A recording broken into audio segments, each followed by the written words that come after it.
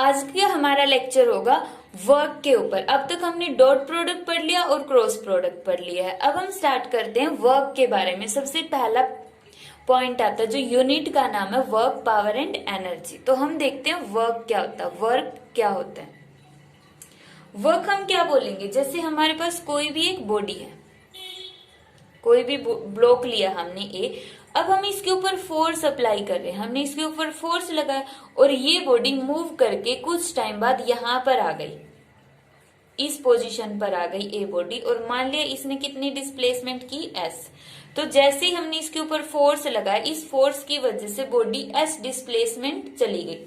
अब हम फोर्स लगा रहे हैं ना, हम फोर्स लगा रहे हैं, जैसे हमने खाना खाया और खाना खाने के बाद हम पुश करने लगे, सारा दिन हम इस बॉक्स को पुश कर करके इतनी डिस्टेंस पर लेकर गए, तो फिर क्या होगा, थक जाएंगे मतलब हमारी एनर्जी गायब। वो एनर्जी कहाँ पर यूज हो गई, फोर्स लगाने में। तो यहाँ पे जो एनर्जी हमने कंज्यूम किया वो यहाँ पे हमारा वर्क डन हो गया, और वर्क डन का फॉर्मूला हो गया force multiply by displacement, force multiply by displacement. F displacement को हम रिप्रेजेंट करेंगे एस से, ये होगा वर्क डन। यहाँ पे इसकी यूनिट क्या हो गई, न्यूटन मीटर, जिसको हम फिर क्या बोल देंगे, जूल। एस आई के अंदर इसकी यूनिट हो जाएगी जूल। अब यहाँ पे एक इम्पोर्टेंट पॉइंट ये है कि फिजिक्स के अंदर और रियल लाइफ में वर्क थोड़ा सा डिफरेंट होता है। फॉर एग्जाम्पल, अगर हम सारा दिन बैठ के पढ़ रहे हैं, हमारे हाथ में बुक्स, हम सारा दिन बैठ के पढ़ते रहते हैं, सुबह से लेकर मॉर्निंग से हमने स्टार्ट किया और इवनिंग तक अगर हम पढ़ रहे हैं, एग्जाम टाइम पे ऐसा ही होता है ना, सारा दिन पढ़ते रहते हैं, तो उस टाइम पे क्या होता है, हमारी एनर्जी भी चली जाती है, बट फिर भी फिजिक्स की लैंग्वेज में वो कोई वर्क डन नहीं होता है। फिजिक्स की लैंग्वेज में हमने कोई वर्क डन नहीं किया। यही घर वाले भी बोलते हैं कि तुम क्या कर रहे थे, कुछ भी नहीं कर रहे थे, काम थोड़े ना किया है तुमने। तो वो फिजिक्स को फॉलो कर रहे हैं, मीन्स कि फिजिक्स में क्या होता है कि अगर डिस्प्लेसमेंट है तभी इसका मतलब वर्क डन है। फोर्स तो लग रहा है यहाँ पर भी, बट डिस्प्लेसमेंट नहीं है, हम तो चेयर पे ही बैठे रहते हैं, जगह पे ही बैठ के पढ़ रहे हैं। तो फिजिक्स के अंदर डिस्प्लेसमेंट या वर्क डन तब होता है जब बॉडी के अंदर फोर्स भी है और डिस्प्लेस है, वो एक पोजीशन से दूसरी जगह अगर मूव कर रही है, तभी हम ये बोलेंगे कि वहां पर वर्क डन हो रहा है। तो ये होता है वर्क डन। अब हम देखते हैं वर्क डन की यूनिट्स देखते हैं। अब वर्क डन की यूनिट्स को हम डिफाइन करते हैं टू वे से। सबसे पहले तो हम डिफाइन करते हैं absolute unit of work done, और सेकंड होती है हमारे पास gravitational unit of work done. अब इससे पहले हम थर्ड यूनिट के अंदर पढ़ चुके हैं, लॉ ऑफ मोशन के अंदर पढ़ चुके हैं। फोर्स की भी एब्सोल्यूट यूनिट और ग्रेविटेशनल यूनिट होती है। हम थोड़ा सा रिवाइज कर लेते हैं। फोर्स की जो एब्सोल्यूट यूनिट है वो एसआई के अंदर तो होगी न्यूटन, और सीजीएस के अंदर होगी डाइन। और जब हम ग्रेविटेशनल फोर्स की बात करेंगे, ग्रेविटेशनल फोर्स की वैल्यू एसआई के अंदर होगी किलोग्राम वेट, और सीजीएस के अंदर होगी ग्राम वेट, या फिर इसको बोल दो किलोग्राम फोर्स, और इसको बोल दो ग्राम फोर्स। अब इनका यही नाम क्यों है, देखो ये जैसे न्यूटन है ना, फोर्स का नाम दे दिया, फोर्स की यूनिट का नाम न्यूटन दे दिया। वैसे फोर्स की यूनिट क्या होती है, मास इंटू एसिलेशन। मास की हो गई किलोग्राम, एसिलेशन की हो गई मीटर पर सेकेंड स्क्वायर। अब इस टर्म को न्यूटन ने अपने नाम से बोल दिया न्यूटन, और फिर सीजीएस में ये किसके इक्वल होगी, ग्राम सेंटीमीटर पर सेकेंड स्क्वायर, और इसको बोल दिया डाइन। तो इस तरह ये स्पेसिफिक नाम हो गए ना, नेम दे दिया, फोर्स की यूनिट न्यूटन और डाइन। इसी तरह जब हम ग्रेविटेशनल की बात करें कि जो फोर्स अर्थ लगा रही है, उस टाइम पे इसकी ऐसा यूनिट का नाम हमने रख दिया किलोग्राम वेट या फिर किलोग्राम फोर्स, और सीजीएस के अंदर ग्राम वेट या ग्राम फोर्स। ठीक है, तो ये एज इट इज याद रखने। अब हम देखते हैं वर्क डन की एब्सोल्यूट यूनिट क्या होगी। अगर ये दोनों चीज याद नहीं है तो फिर वर्क डन की समझ में नहीं आएगी। अब वर्क डन की यूनिट क्या होगी, फोर्स मल्टीप्लाई बाई डिस्प्लेसमेंट।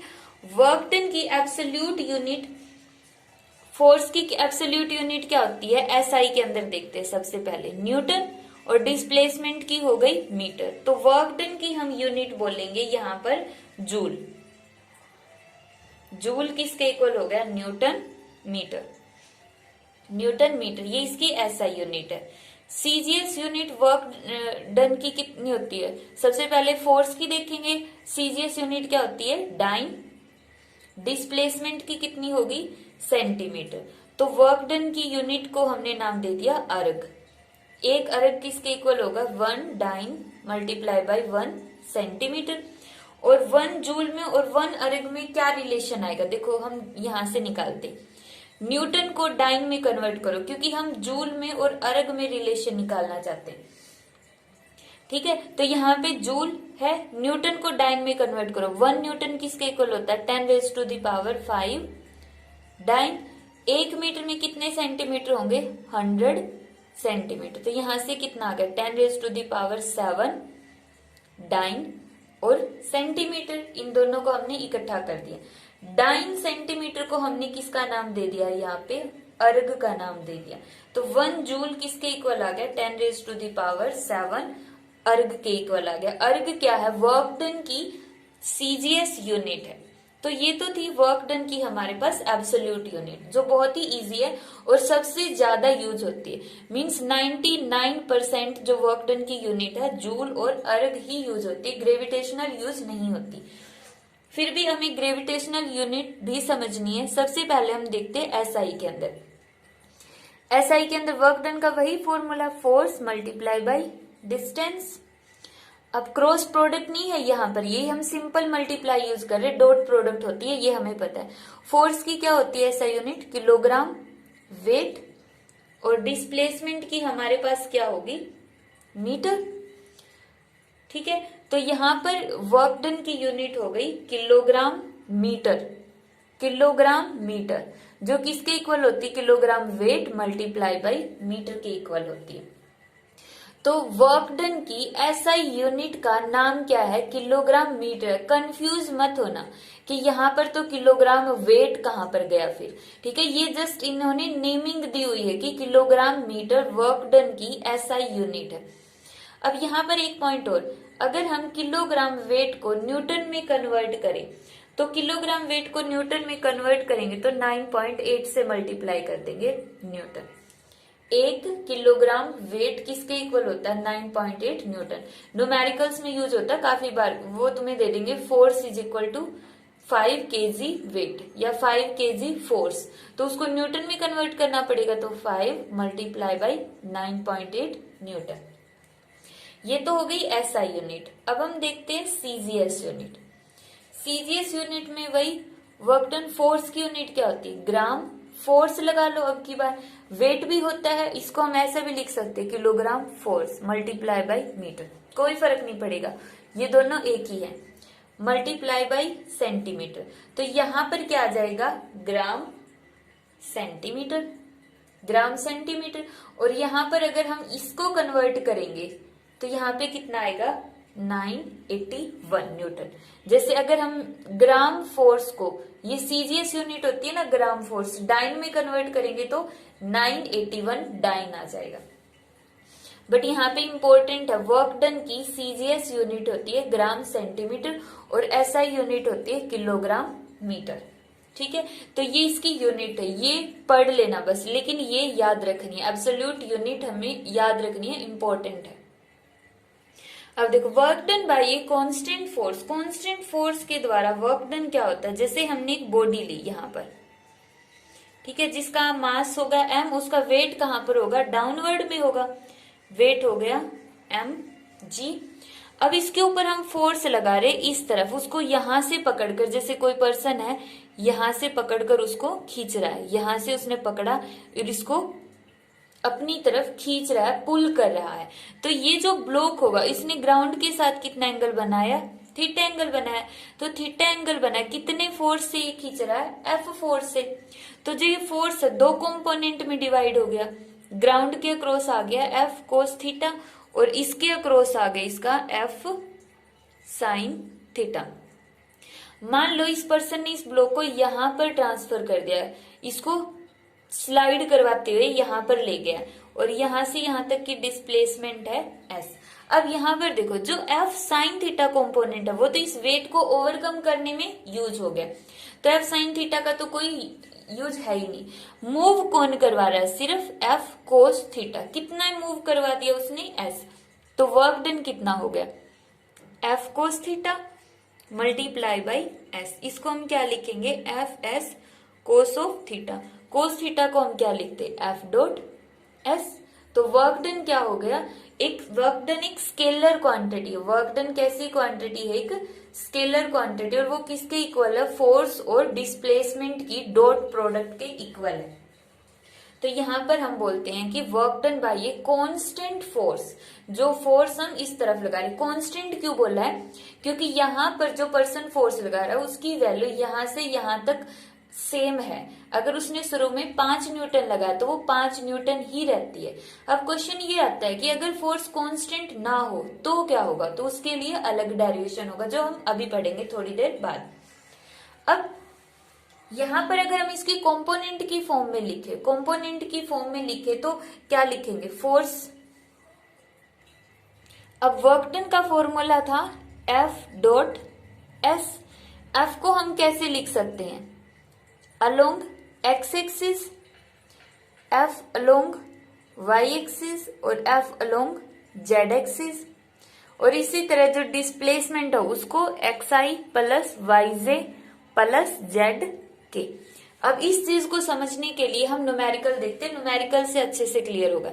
जैसे फोर्स है, फोर्स की वैल्यू, अब यहाँ पे फोर्स की वैल्यू का मतलब है कि वो पर्सन जो फोर्स लगा रहा है ना वो तीनों डायरेक्शन में, वो एक्स के अंदर भी, वाई के अंदर भी, जेड के अंदर भी, वो इस तरह से उसको मूव कर रहा है। वो जो फोर्स लगाएगा तो वो फोर्स उसका एक्स डायरेक्शन में भी कंपोनेंट है। अब यहाँ पर देखो एक्स हो गई, वाई हो गया और ये हो गया जेड। अगर वो फोर्स इस तरफ लगाएगा, मतलब यहाँ पर देखो मैं यहाँ से उसको चीज को उठा के ऐसे फोर्स लगा रही हूँ, तो यहाँ से देखो एक्स में भी मूव कर रही हूँ मैं, वाई में भी, और जेड मतलब ऊपर की तरफ भी मैं मूव कर रही हूँ। तो इस तरह से जो फोर्स है वो तीनों डायरेक्शन में लग रहा है। और डिस्प्लेसमेंट है वो भी तीनों डायरेक्शन के अंदर होगी, वो एक्स में भी मूव करेगी, वाई के अंदर भी। अभी मार्कर इसके ऊपर मैं फोर्स लगा रही हूँ तो ये ऐसे एक्स में भी मूव कर रहा है, वाई में भी, और जेड में ऊपर की तरफ भी मूव करता हुआ चला गया। तो यहाँ पर हमें कितना वर्क डन करना पड़ेगा? वही एफ डॉट एस। तो यहाँ पर अब हम इनके डॉट प्रोडक्ट करते हैं। वैसे हमने डॉट प्रोडक्ट डिटेल में कर लिए फर्स्ट लेक्चर के अंदर, वहां से समझ लेना। तो अब हम देखते हैं 2 की 2 के साथ मल्टीप्लाई 4, आई डॉट आई वाला ही सोल्व होगा, बाकी सारे 0। फिर 3 की 3j की 4j के साथ प्लस 4 की मल्टीप्लाई 3 के साथ 12, j dot j 1 minus plus minus 5 की 3 के साथ 15, k डॉट के 1। तो यहाँ पे कितना आ गया? 16 minus 15 means 1 joule. Work done की यूनिट क्या होगी? जूल। तो इस तरह से हम वर्क डन निकालते। अगर वर्क डन है वो कंपोनेंट्स की फॉर्म में दिया हो और सिंपल दिया हो कि जैसे वर्क डन निकालना, फोर्स की वैल्यू 5 न्यूटन है, डिस्प्लेसमेंट 2 मीटर है, तो वर्क डन कितना आ जाएगा? 5 मल्टीप्लाई बाई 2 10 जूल। ये तो सिंपल है जो हम 9th क्लास में पढ़ चुके हैं। अब हमें करना होगा कंपोनेंट्स की फॉर्म में कि फोर्स के कंपोनेंट दिए होंगे एक्स वाई जेड एक्सिस में, और इसी तरह डिस्प्लेसमेंट के कंपोनेंट भी दिए होंगे। अब हम देखते हैं types of work done. Types of work done में हमारे पास 3 टाइप्स होता है। एक तो पॉजिटिव वर्क डन, एक होगा नेगेटिव वर्क डन और एक होगा zero work done. Positive work done का मतलब, वर्क डन का हमारे पास फॉर्मूला है F dot S means F S cos of theta.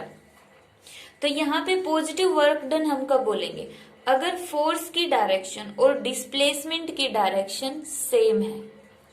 जैसे ये ब्लॉक लिया है, इस ब्लॉक पर मैं इस तरफ फोर्स लगाती हूँ, ये थोड़ी देर बाद मूव करके यहाँ पे आ जाता, तो उसकी डिस्प्लेसमेंट भी इसी तरफ हो गई।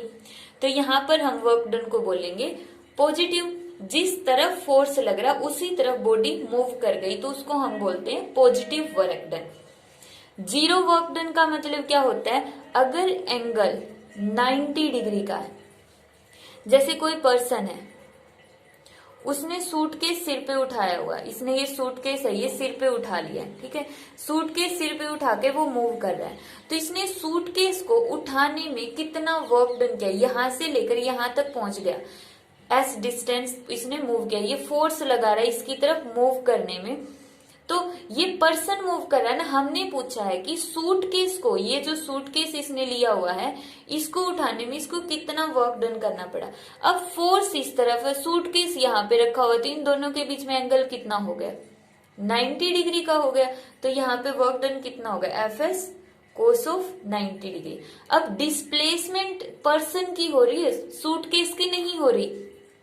हम बात करें वर्क डन जो उसने किया, इसने कितना वर्क डन किया इस सूटकेस को यहां से यहां तक लेकर जाने में। सूटकेस के ऊपर इसने कोई वर्क डन नहीं किया है, ये खुद मूव कर रहा है, ठीक है। हमें सूटकेस का वर्क डन निकालना है, तो यहाँ पे थीटा कितना हो जाएगा, 90 डिग्री।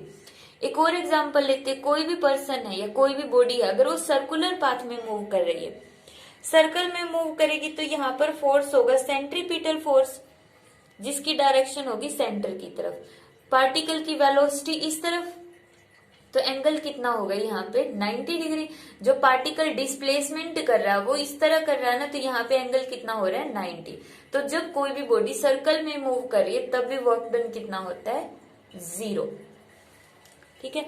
तो ये था 0 वर्क डन। अब नेगेटिव वर्क डन का मतलब ये है, जैसे ये अर्थ है, अब कोई भी चीज है वो ऊपर की तरफ हमने थ्रो कर दी, हमने इस स्टोन को ऊपर की तरफ फेंक दिया है। अब ये जो स्टोन है वो कॉन्स्टेंटली ऊपर की तरफ जाएगा, अब ऊपर की तरफ गया उसके बाद ही नीचे गिरेगा ना, तो हम सिर्फ ऊपर वाला केस ले रहे कि ये जो स्टोन हमने ऊपर की तरफ थ्रो किया, नीचे वाला केस नहीं ले रहे।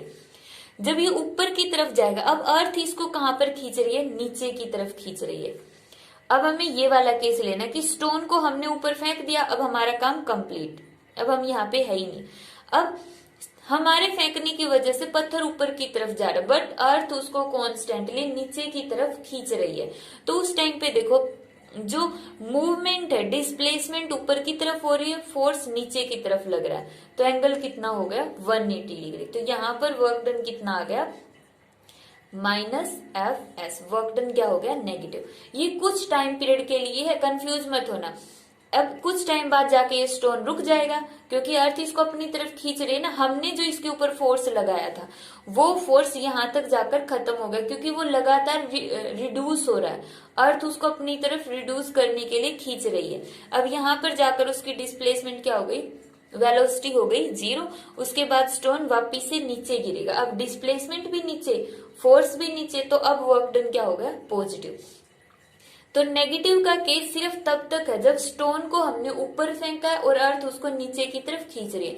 तो जब तक स्टोन ऊपर की तरफ जाता जाएगा वर्क डन उसके ऊपर, तब तक ही नेगेटिव रहेगा। अब हम देखते हैं work done by a variable force. जो फोर्स की वैल्यू है वो लगातार चेंज हो रही है। यहाँ पर कम फोर्स है, फोर्स बढ़ता गया, फिर थोड़ी देर कांस्टेंट हो गया, फिर फोर्स बढ़ता गया। तो उस टाइम पर जब हम किसी भी बॉडी के ऊपर, ये मार्क करें, इसके ऊपर हम फोर्स लगा रहे, शुरू में कम लगा रहे, फिर ज्यादा लगा दिया, फिर कांस्टेंट उतना ही, फिर ज्यादा ज्यादा कर दिया। तो इस तरह से अगर फोर्स लगातार चेंज हो रहा है तो वर्क डन हम कैसे निकालेंगे। तो अब वर्क डन निकालने के लिए हम बीच का कोई भी एक पोर्शन कंसीडर कर लेंगे, बहुत ही स्मॉल पोर्शन, जहां पर फोर्स हमें लगेगा लगभग क्या है, कांस्टेंट। अब यहाँ पर इतना स्मॉल लेना है कि फोर्स की वैल्यू क्या रहे, लगभग कांस्टेंट रहे। मान लिया इस टाइम पीरियड के अंदर जब बॉडी यहाँ पर इतनी डिस्प्लेसमेंट कर रही है dx, इसने सिर्फ थोड़ी सी डिस्प्लेसमेंट की, dx डिस्प्लेसमेंट की, मान लिया उस टाइम पे इसके ऊपर फोर्स लग रहा है F। तो डिस्प्लेसमेंट स्मॉल है तो वर्क डन भी क्या होगा, स्मॉल होगा। Small amount of work done किसके इक्वल होगा, फोर्स मल्टीप्लाई बाय डिस्टेंस, यही हो गया F dx हो गया। अब हमें क्या करना है, हमें तो टोटल वर्क डन निकालना है। टोटल के लिए हमेशा याद रखना है कि हम क्या करते हैं, सुमेशन कर दो या फिर इंटीग्रेशन कर दो। अब सुमेशन का मतलब है कि इस तरह से हमने एक स्ट्रिप ली, उसके लिए आ गया F dx, ठीक है। यहाँ पे F1 मान लो, कंफ्यूजन ना हो, इसके लिए हमने F1 मान लिया और वर्क डन D1 मान लिया। इसी तरह फिर सेकेंड स्ट्रिप यूज कर लो। यहाँ पर सेकेंड स्ट्रिप के लिए आ गया D small amount of work done to F2 मान लिया, अब की बार फोर्स था F2 और डिस्प्लेसमेंट फिर से कोई भी स्मॉल डिस्प्लेसमेंट हो सकती है जिसकी वैल्यू dx आ गई है।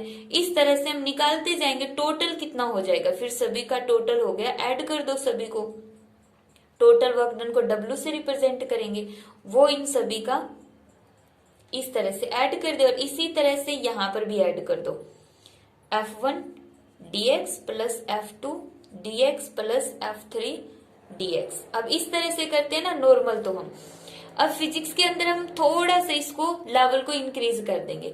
यहां पर हमें इतने स्टेप लिखने की जरूरत नहीं होगी, सिर्फ सीधा लिखो कि जब हम small amount of work done करते हैं, अगर हम स्मॉल डिस्प्लेसमेंट कर रहे तो हमने किया small amount of work done, तो यहां पर हम लिखेंगे for total work done, total work done we take summation, summation. अब ये जो वर्ड है सुमेशन, ये इसको रिप्रेजेंट करते हैं हम इस तरह से, इसको हम बोलते हैं सिग्मा से, सुमेशन को हमने इससे रिप्रेजेंट कर दिया। ये हम पॉजिटिव इसके लिए करते हैं, जैसे एफ आई डी एक्स, आई की वैल्यू 1, मान लो हम 10 तक जा रहे हैं तो 10 बार, F1 F2 F3 F10 तक, तो यहाँ पे ये हो गया। इसका मतलब जब हम इसको खोल लेंगे तो हम इसको इस तरह से रखेंगे, ठीक है, समझ गए होगे कि हम पहले इसको छोटे छोटे पार्ट्स में डिवाइड करके सबका अलग अलग वर्क डन निकालेंगे और सभी का वर्क डन को हम ऐड कर देंगे तो टोटल वर्क डन आ जाएगा। ये होता है लेंथी प्रोसेस। अब फिजिक्स के अंदर इतना लेंथी तो हम करेंगे ही नहीं, तो इसके लिए हमने इसका सुमेशन कर दिया और सुमेशन को भी हम और भी ज्यादा इजी कर देंगे। अब ये देखो यहाँ पर तो कंटिन्यूअसली फोर्स है ना, कोई बीच में ऐसा गैप तो नहीं है, गैप नहीं हो, अगर कोई भी चीज कंटिन्यूअसली चल रही हो तो सुमेशन को हम चेंज कर देते इंटीग्रेशन के अंदर। तो सबसे पहले तो यहाँ टोटल वर्क डन के लिए हम लगा देंगे सुमेशन एफ डी एक्स और फिर इसका कर देंगे इंटीग्रेशन। सुमेशन को किस में चेंज कर दिया, इंटीग्रेशन में, क्योंकि फोर्स है वो कंटिन्यूअसली चेंज हो रहा है। इंटीग्रेशन की लिमिट कहां से कहां तक होगी, हमें बॉडी को मूव करवाना है एक्स आई से लेकर एक्स एफ तक। तो यहाँ पे वर्क डन आ गया integration X I to X F D X. इस तरह से हम इंटीग्रेशन कर देंगे और इसको हम बोलते हैं कि work done is equal to area under force and displacement graph, displacement graph. अब ये एरिया कहां से आ गया, यही कॉन्सेप्ट है कि एरिया कहां से आया, एरिया क्यों लिख दिया हमने। ये देखो ये जो स्ट्रिप है इसकी शेप कैसे लग रही है हमें, रेक्टेंगल, रेक्टेंगल जैसी लग रही है ना, रेक्टेंगल जिसकी लेंथ है एफ और ब्रेथ है dx। तो हमने वर्क डन क्या बोला, लेंथ क्रॉस ब्रेथ, और ये तो इसका रेक्टेंगल का एरिया होता है, तो ये एरिया ही तो निकल गया। और जब हम पूरे का निकालेंगे तो इसका पूरे का एरिया आ जाएगा, इसलिए हम बोलते हैं area under force and displacement, क्योंकि इस रेक्टेंगल का हम एरिया ले रहे हैं एफ मल्टीप्लाई बाई dx और इसी को हमने वर्क डन मानना है, तो एरिया को ही तो हम वर्क डन बोल रहे हैं। अब इसको समझने के लिए हम एक एग्जाम्पल लेते हैं। देखो इसके अंदर हमें वर्क डन करना, वर्क डन ले लिया हमने dw, वो किसके इक्वल होगा, एफ डी एक्स के इक्वल होगा। तो फिर हमें क्या करना है, इंटीग्रेशन कर दो, इंटीग्रेशन की लिमिट 0 to 4, डिफरेंशिएशन से इंटीग्रेशन कैंसिल, W आ गया। तो यहाँ पर वैल्यू पुट करो, पहले f की value 5 minus 3x plus 2x के और dx, इंटीग्रेशन कर दो, इंटीग्रेशन हम सीख चुके हैं। तो 5 का इंटीग्रेशन क्या आ जाएगा, यहाँ पे 5x, लिमिट अप्लाई करो 0 to 4, यहाँ पर आ जाएगा 3x का integration x square divide by 2, 0 to 4, 2x square का इंटीग्रेशन x की क्यूब डिवाइड बाई 3, 0 to 4। तो यहाँ पे upper limit minus lower limit 3, फिर 2 को हम बाहर ले लेंगे, x स्क्वायर मीन्स 4 का स्क्वायर माइनस 0 का स्क्वायर प्लस 2, x 3 को हमने बाहर ले लिया, x की जगह 4 की क्यूब माइनस 0 की क्यूब। इस तरह से जब हम सोल्व करेंगे तो हमारे पास आंसर आएगा इसका 38.67 जूल। ये सारा मीन्स इंटीग्रेशन, अगर इंटीग्रेशन आता है तो न्यूमेरिकल बहुत इजी होगा, अगर इंटीग्रेशन नहीं आता है तो फिर नहीं समझ में आएगा। इंटीग्रेशन के लिए जो वीडियो होगी वो देख लो चैनल पे जाके।